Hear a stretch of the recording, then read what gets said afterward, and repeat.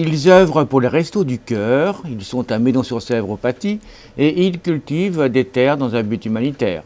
Ils se nomment les Jardins de Meudon. À ces jardins de Meudon, on cultive principalement des pommes de terre, du poireau et des choux-pommes. Alors, au niveau plantation, 300 kg de semences de pommes de terre, les poireaux environ 12 000 et les choux-pommes 2 000. C'est dans le but, ça va pour les Restos du Cœur. Donc le centre, nous on fournit tout au centre à Nantes, le centre à la Garde, et toute notre récolte va directement là-bas. Quand on arrache les pommes de terre, on est environ 30 à 40 personnes, on fait en principe tout sur la matinée. Après on a un petit casse-croûte pour la convivialité, si on veut avoir du monde c'est mieux.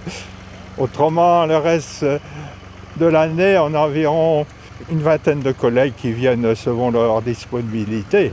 Les pommes de terre partent directement le jour de la récolte, donc à la Garde.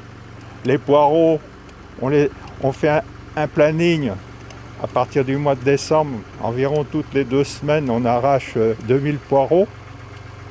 Donc ça nous fait environ deux caisses palettes de poireaux à chaque fois. Et pourquoi avoir choisi les Restos du Cœur? C'est pas moi qui a spécialement choisi, c'est la continuité, c'était par des gens qui sont plus de ce monde aujourd'hui, ils sont dans les jardins d'au-delà actuellement. Ça fait quand même partie de l'entraide. Ah bah oui, exactement.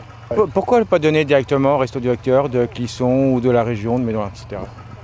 Ah bah parce qu'ils ont déjà leur jardin de proximité qui fournissent directement. Mais nous on n'a rien ici, il n'y a pas de centre, à part Clisson, Valette, donc c'est déjà fourni. Nous, il n'y a rien ici dans le secteur. Alors c'est pour ça que tout va à Nantes, directement, à la centrale, et après c'est distribué dans les autres centres de distribution.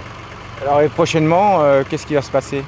Prochainement, vous voyez, il y a la plantation aujourd'hui, après, il y a l'entretien du sol, parce que c'est bien beau de planter, mais après, il ne faut pas s'ébiner. Alors on passe avec le tracteur et après à la main.